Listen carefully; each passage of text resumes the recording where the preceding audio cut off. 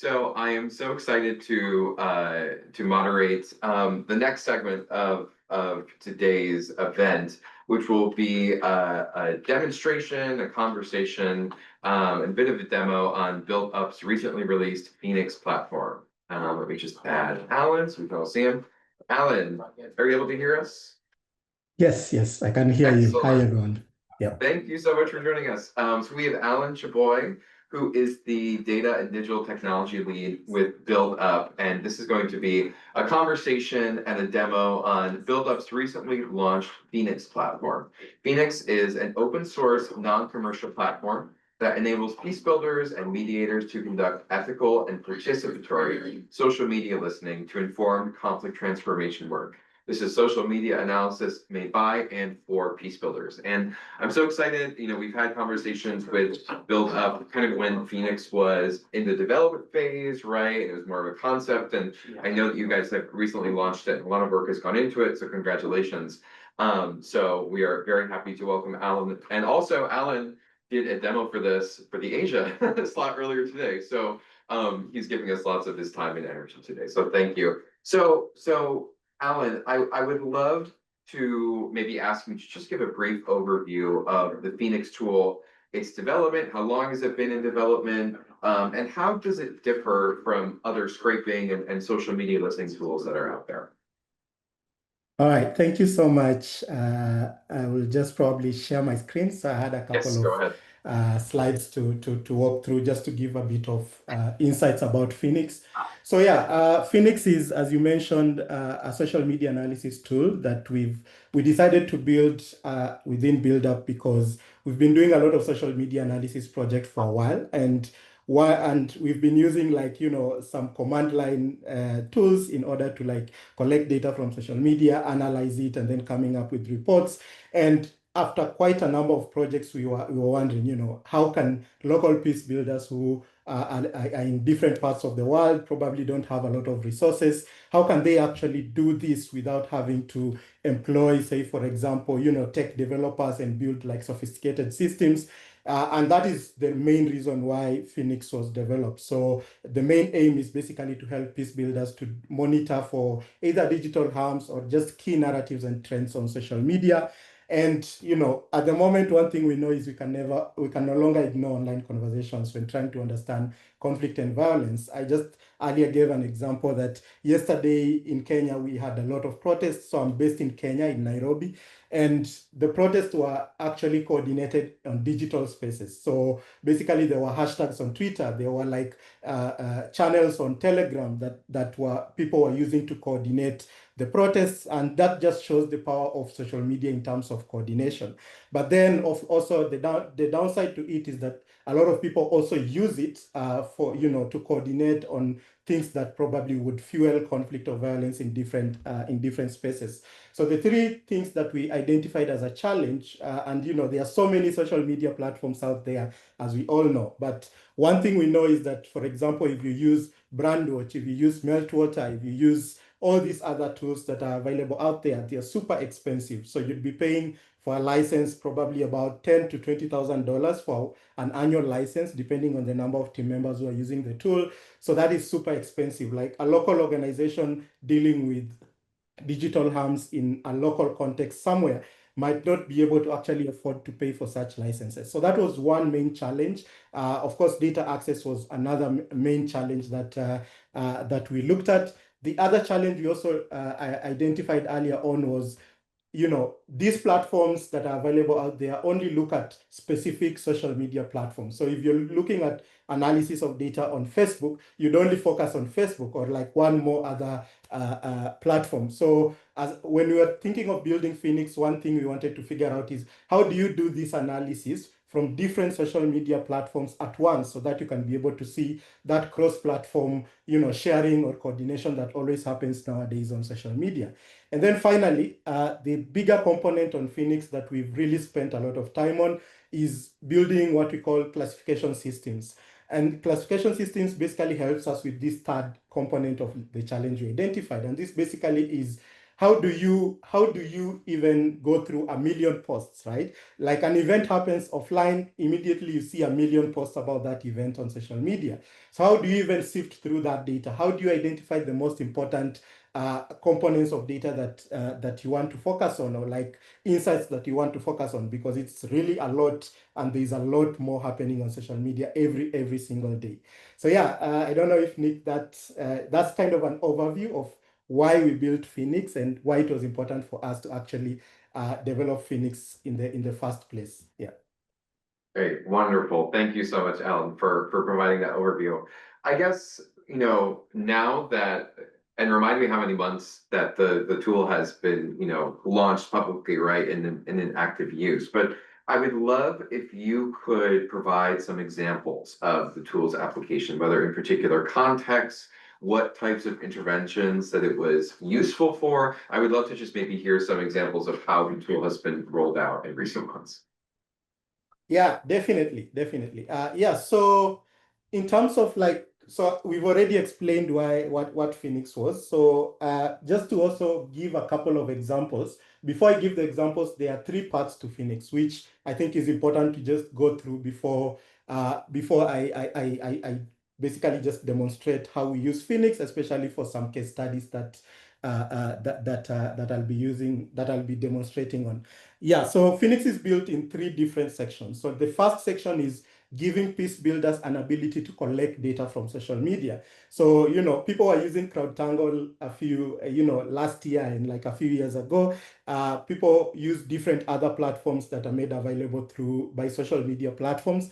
But, social media platforms have been increasingly figuring out ways of limiting that access. And, that's one of the things that we tried to figure out, like how do we then provide a way of peace builders collecting that data. And then after collecting the data, how do we provide a way of classifying the data?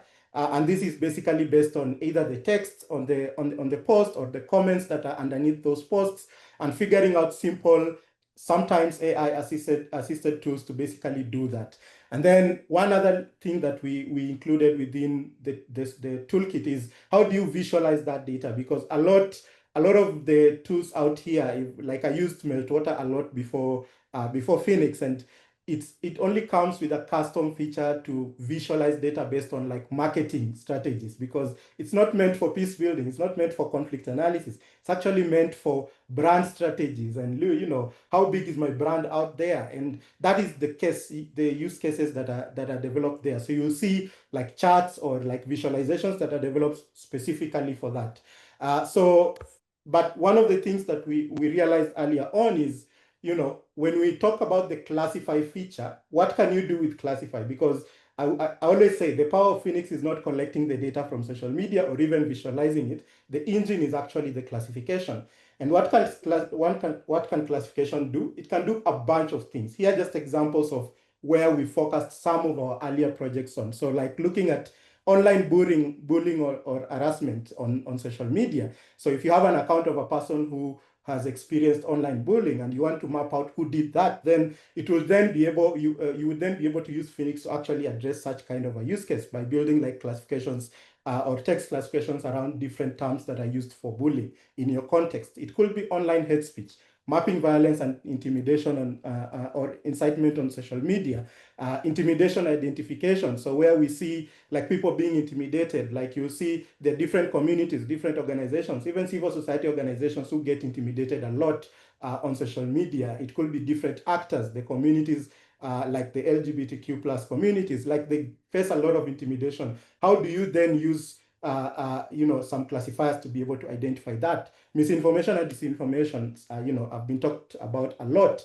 Just mapping trends. Sometimes you're not particularly looking at digital harms. You just want to also understand what are the positive things that are being pushed on social media that I, as a peace builder, should be promoting or basically helping to amplify. So Phoenix also is really good at actually identifying also the positive things. It could be like, who are the actors that are engaged on the topic I look at? If you're looking at gender-based violence, there are people who actually advocate online on gender issues a lot. So if you want to identify those actors and work with them, for example, then Phoenix will be able to do that. But also on the flip side, even identifying the actors that are pushing the negativities and the digital harms could be attitude and sentiments, behavioral assessment. So these are just examples of things. There's so much more that you can, I think many people in this particular room will be able to identify with.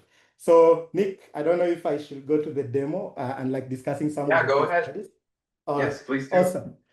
Yeah, so I'll just move my screen to this. So when you log into Phoenix and when you have an account on Phoenix, you're kind of given a project, and a project is basically something that is like based on a particular research area or like what you're focusing on as an organization. You might have different projects. Say, for example, you're focusing on GBV in another project, you're focusing on elections in another project. So we try to focus it as projects because we understand that because you're collecting a bunch of data from different social media platforms, it's very hard for you to actually, combine all this data in one project. You need to have it separately so that your classification system might work. So what does a project look like? So basically, when you get a project, an example that I'm going to use is a project we are doing currently with Search for Common Ground in Nigeria.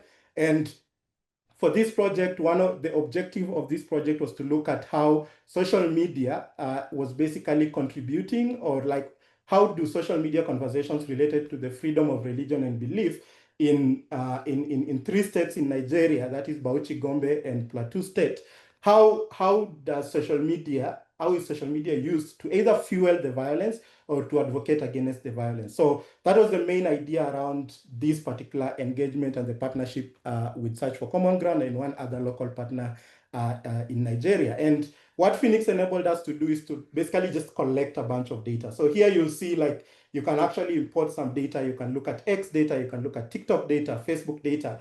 And for you to do that, you might probably be interested in collecting data based on a list of accounts that you already have. So if I'm looking at an election, most of the time I want to look at what are the politicians saying, what are the media outlets saying. So you want to collect like a list of interesting accounts that you want to use and then add it there. Sometimes you want to do like a keyword search. So you have a set of keywords and you want to know, which posts are using those keywords. So you then be able to use this to basically collect the data. Sometimes you have a bunch of posts that are already, it could be toxic, or you're interested in a bunch of posts that you've identified on Facebook. So what you would do then is basically collect the comments and underneath it, and then tries to do some analysis on how that looks like. For example, if you're looking at intimidation, you'd want to look at the comments, because this is when people post they post, and then people come on the comments and like intimidate them. So there are different use cases for the different types of data sets. And you can do this on TikTok, you can do this on YouTube, Instagram, Telegram, and we also provide a way for you to manually upload data. Say you've been working on social media analysis for a while, and you have your own data set and you want to just use Phoenix for analysis. We also provided a way of like manually uploading that data, because as I mentioned, the collection of data is not like basically the most useful bit. The most useful bit is this next part, which is classification. So say, for example, you want to so we provide a way of doing a bunch of classifications. Number one is if you want to identify the types of actors that are conversing about a particular issue on social media a lot. An example, if you're focusing on hate speech, right? And you want to figure out like politicians or the media or influencers or different other types of actors, are they the ones that are kind of involved in amplifying a lot of hate online? So what you'd need to do is to basically maybe create a post-author classification, which is basically you're focusing on what is this author, who is this author, and what type of author is this person? Is it a politician? Is it a media outlet? So you'd then be able to create this classification and then apply it on your data, and you're able now to visualize that data much more easily. Sometimes you have a bunch of keywords. Say, for example, I know in Kenya, there's a certain keyword that if used on social media will be considered hate speech, or there's a certain keyword that I know, or like a term that I know if used on social media will be considered a certain topic, if it's political, if it's ethnic. So these are like, we provide a way of us doing very simple text-based classification, where you can say, if you see this word and this word within the same post, please classify that post as as this topic. So that enables us to do topic classifications, narrative classifications, based on like a bunch of terms that we already know, if used together, might be classified under one topic. So that is like a simple text-based classification. The other way that you can use Phoenix is basically applying large language models. And these are models that have either been trained by the Googles. So like this is an example of Perspective API. So we've integrated with Perspective API such that if you collect like 50 posts on Facebook and you want to figure out what Perspective API considers to be toxic within that data set, you can just easily come and basically, click start applying, turn on the flags if you want to check for toxicity, if you want to check for identity attacks or insults or threats or sexual explicit content, flirtation, which are the attributes that are within Perspective API. You would easily just apply that on your data and be able to see what level of toxicity you have in that content. So that is one other way of doing it. But we've now actually this, as I was mentioning in the Asia session earlier, this is the first time or the first day we are presenting the open source classification integration. So, and this is where we understood that after some testing, we have this platform called Hugging Face, where so many organizations are building their models and publishing them there, open source, freely available for different people to use. You can see here we have about 1.8 million models.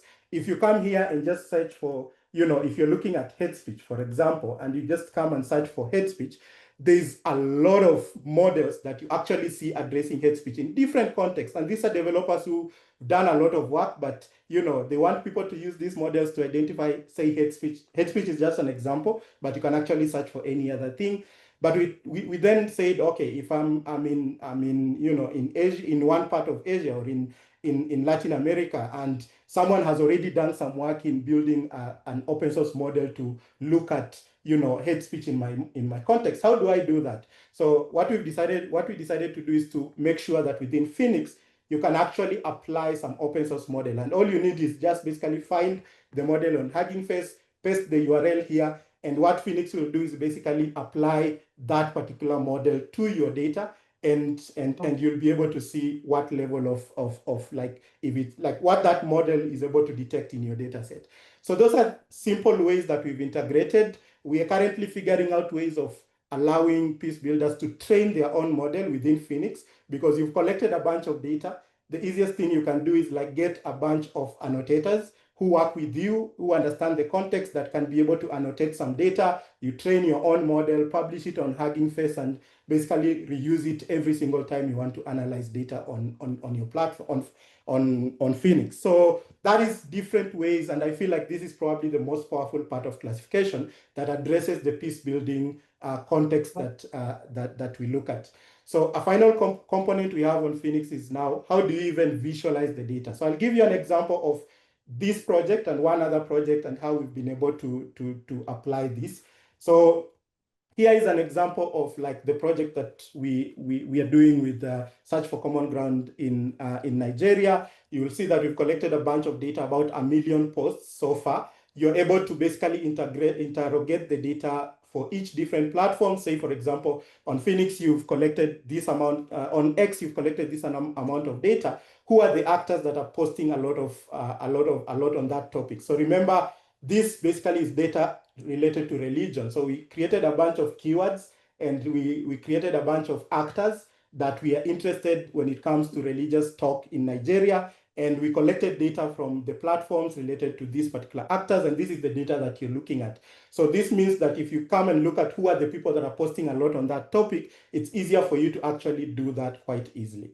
Same thing for TikTok, for the media. And then if you want to now look at the key narratives, this is where now the classification is pulled in. So when you apply a classification, a keyword classification, for example, you're able to see, okay, a bunch of data that I've collected are really mentioning armed groups in my data, or they're using text related to violence and security, or it's just religious groups. It could be hate speech and discrimination. So this is just an example of how we're able to do text-based classification to be able to arrive at like what are the topics that are mostly discussed within the data we collected. Similar thing is like you can be able to match a bunch of narratives. So for example, you have like spikes in social media where people are talking about a particular issue. You're able to look at, okay, for that issue, how many posts are we seeing on social media? What is the engagement looking like? And like, how do we intervene based on that information? So that is like, and this is very interactive. If I select, for example, this is something that happened a few days ago, a few months ago in Nigeria. There was an attack in Bokos, and the allegations around like a lot of people being killed. So if you collect that data, you can be able to see, okay, what are people saying about that attack in Bokos? And what is the level of engagement on these particular pieces of content? And because we are working with influencers in Nigeria for them to do advocacy around religious issues and peace building on like tolerance within like the Christian and Muslim communities in Nigeria, they were able to get an idea of, oh, what's important, what's being discussed on social media, and what do I need to use to advocate to like basically push content on social media. So that was like a very interesting way. And for us, what we would do then is work with the team at Search for Common Ground to produce like snapshot reports. This is an example of like a report that we just produced this June. It's currently under review, but like basically we showcase like this is the incident and this is like the engagement it's having. Here are some images, here are some links, and what the influencers will then do is basically click on these links, look at the content, try to figure out how do I use this for my advocacy efforts. Yeah, Nick, I don't know if I have 2 or 3 more minutes just to discuss Somaliland, and then come back to Yes, please do. Yes, and I want to have at least 6 or 7 minutes just for questions. So yes, please go ahead. All right, so this will be a little bit quicker. So because the same thing we did for a project that we're implementing in Somaliland, where we just collected data from social media related to elections. In Somaliland, elections happened last year, and we were able to basically start this project earlier on, probably like 3 or 4 months before the elections. And we were looking at, how do we use Phoenix to actually look at this specific space?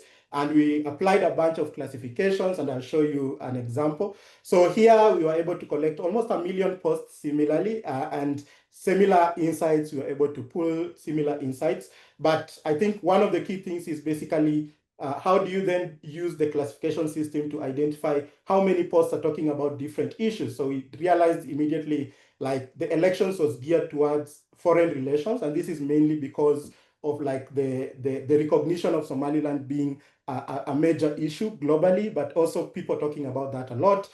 Trump, during his campaign, there were a couple of allegations that he had actually, promised to recognize Somaliland, and that became a big thing within Somaliland itself. So that also showed up in the data, and it just shows the power of this. So Taiwan also being another unrecognized state, so its support to Somaliland also became like a big topic, together with like the perceived promise from Trump to recognize Somaliland. So these are things that you'd be able to pull within the data and see, okay, here are the popular narratives. This is what is really popular. How do I use that to intervene? When I talked about Perspective API, so for this particular project, we actually applied Perspective API, and it was able to identify to us, okay, within your data set, here are about 1,000 posts that are really high probability of a threat or an insult or an identity attack. So this wasn't as significant, but because Perspective API also rates based on like a measure, so they have a between 0 and 1, which means 0 to 0.5 would be low probability. So they have like a probability score to it. So we applied that on Phoenix, and we're able to see that there are people that are using, say, a lot of threats and insults, but they're using it in a mild manner as compared to like people who are really using it. So if I say, if you vote for this particular person, I will kill you, that is a stronger likelihood or probability of it being a threat, as compared to if I say, your ethnic community is really terrible for voting this person, right?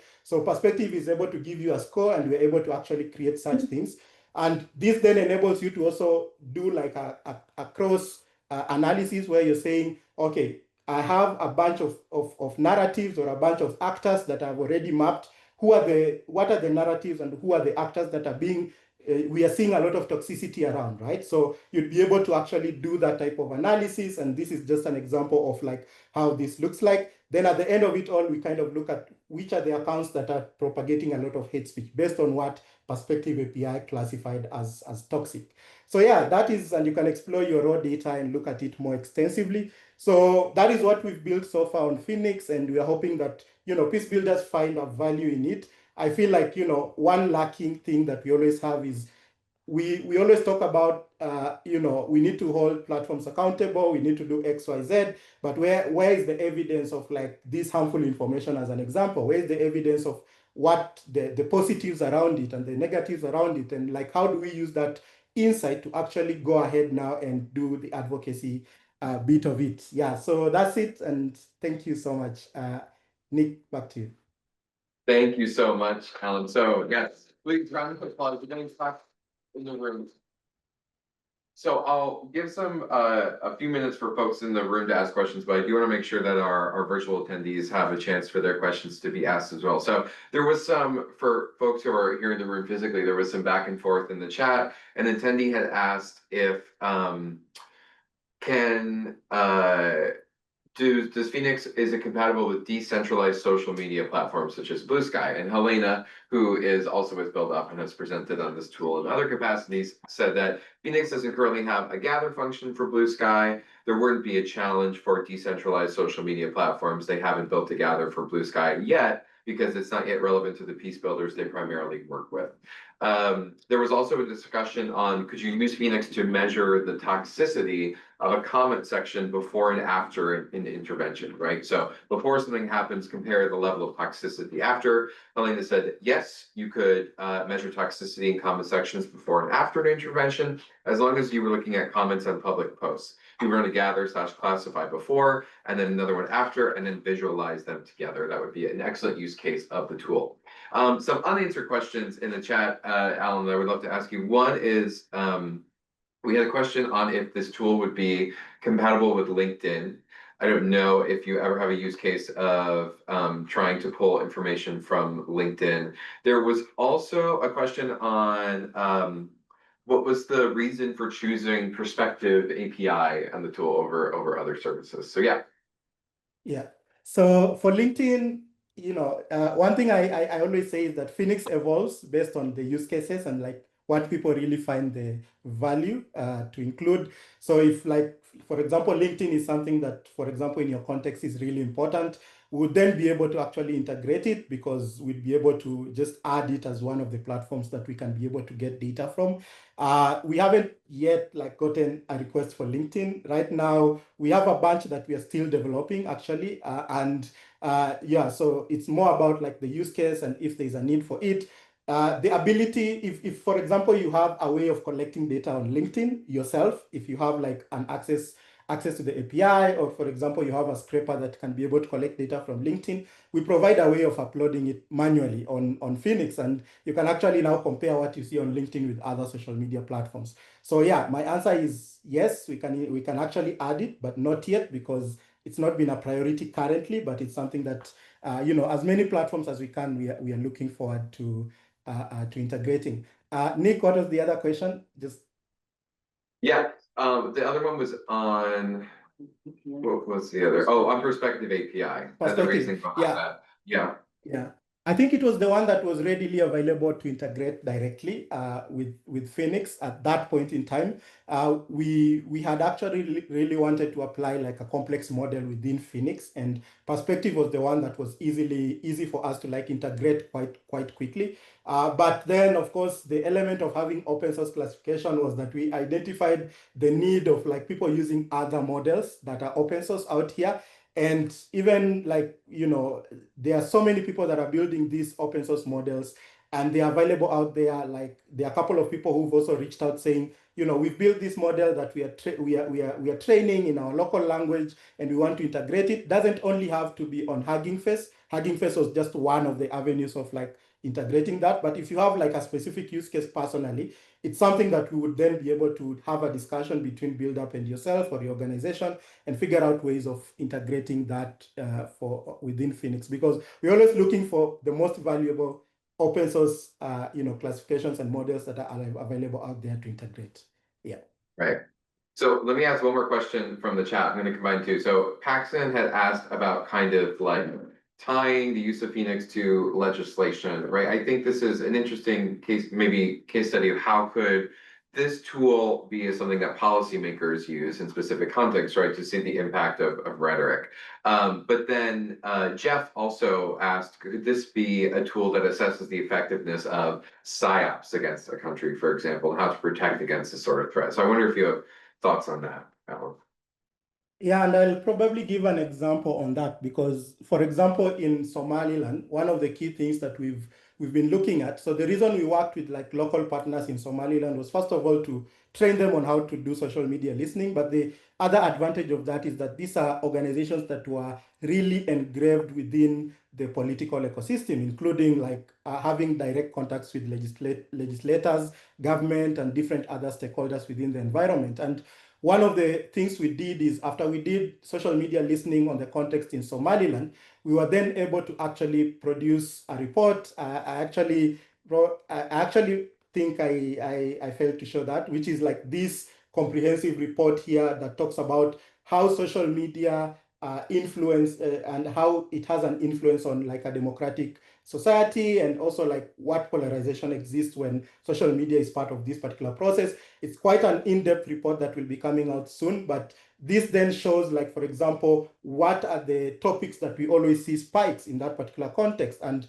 who are the key actors, what is the following, what is the what is the nature of engagement that we are seeing across these particular societies. And when such a report goes to the desk of a legislator, it becomes evidence enough for us to start thinking about, and like these conversations already in Somaliland around having like a social media code of conduct, and this basically influences legislation in one form or another. So the thing that I always try to insist when it comes to legislation and like having this in the power of legislator is, number one, there could be a way of legislators themselves having access to Phoenix and doing their own analysis.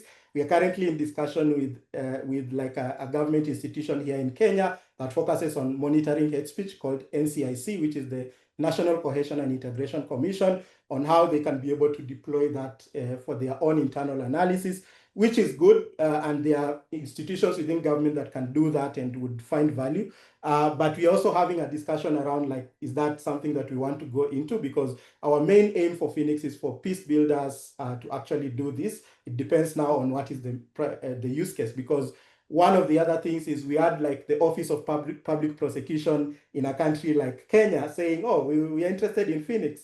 So in that context, you know that it's all for prosecution. And, is that, I don't know, like what's the prioritization in terms of like that? And that's one thing that we've been thinking really hard about within build up. Yeah. So, but in general, yes, it's something that can be. Yes.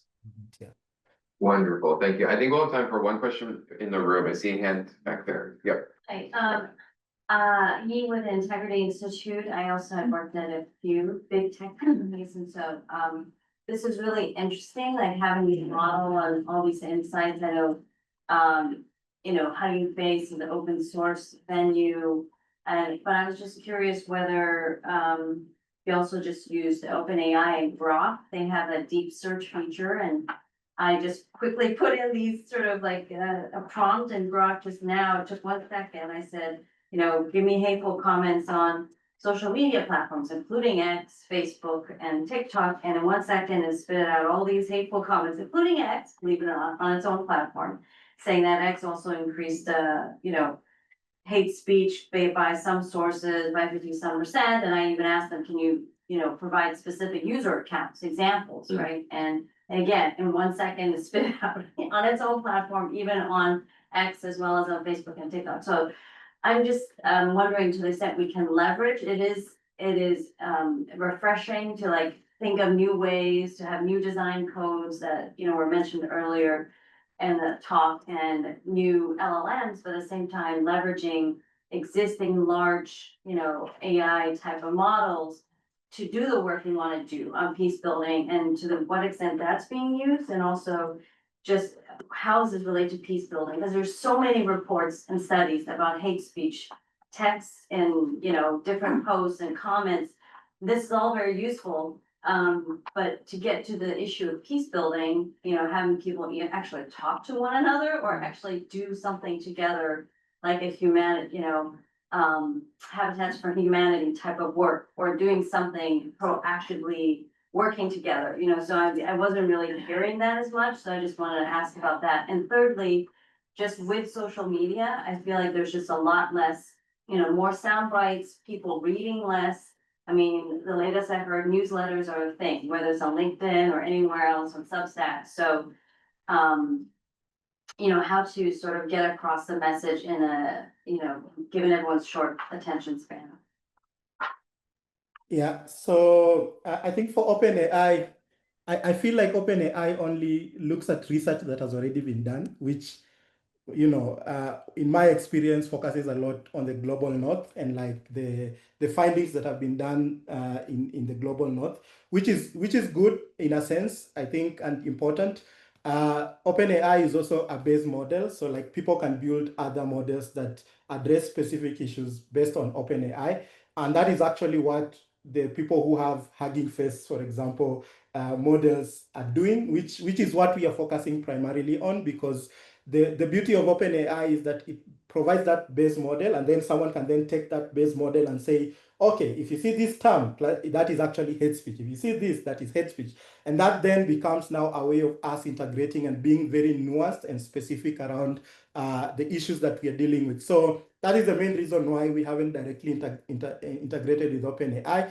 But we've seen the advantages of like LLMs, and this is Gemini, OpenAI, and you're actually thinking around like building an assistant within Phoenix that uses these LLMs to help you through the process, because it's a little bit complicated to come up with keywords as an example that you've just done, So would you just have like an assistant within Phoenix and say, oh, I'm looking at gender-based violence in Sri Lanka, which are the keywords I need to search on social media with, and it spews that and adds it to Phoenix and you collect the data. So that is kind of the vision that we have, but it's something that we're still thinking through. I don't know if there's anything else I've left on that, but at the end of the day, when it comes to the attention span question that you had, I think people are really moving to platforms like TikTok and like where the attention span is even lower and lesser. So that is also the vision we have. How do we integrate data points that are really important for that short attention span? If it's newsletters, there could be a way of actually getting data from newsletters and figuring out what's happening. But then, at the end of the day, we are looking at open source platforms that then we are able to, all of us, interrogate a little bit more in depth. So it all depends on the use cases and what you need for in your context. Yeah, thank you. Back to you, Nick. Awesome. Thank you so much. We're about 5 minutes over time, so I'm going to call it there, but everyone please join me in giving Allan a round of applause. Thank you, Allan. This is your second time presenting to the expo today, so we're very grateful for your time and always grateful for the work of Build Up as a partner in this space. So thank you, and a shout out to Helena as well, who was answering questions in the chat.